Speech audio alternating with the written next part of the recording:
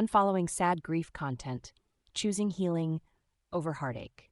7 years ago, I lost my mother, and with that loss came a wave of grief so consuming I didn't know if I'd ever come up for air.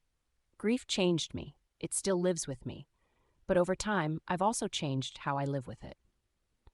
As I've walked this grief journey and grown along the way, I've learned something that may feel unpopular to say out loud. I no longer center pain. I choose peace. In the early days, I clung to content that mirrored my sadness, memes about loss, quotes about the ache, posts that echoed the emptiness I was feeling. At the time, they helped me feel seen. But as the months turned into years, something shifted. I realized that constantly consuming content that kept me in the valley wasn't helping me climb out of it.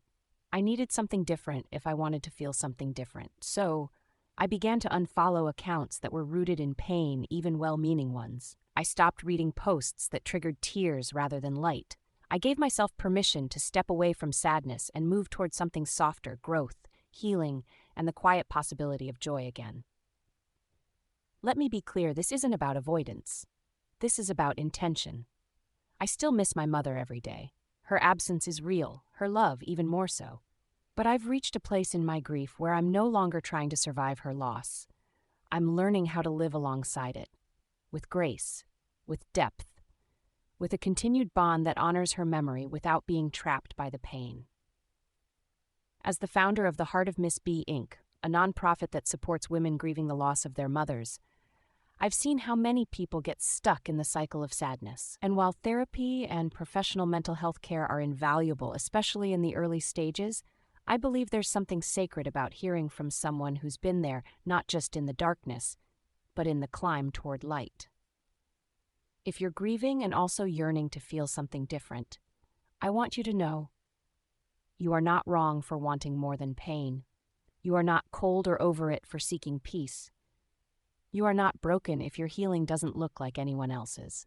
There is no one way to grieve, but there are ways to reclaim your life within the grief. For me, it started with simply unfollowing sad grief content and then choosing to follow my own path forward.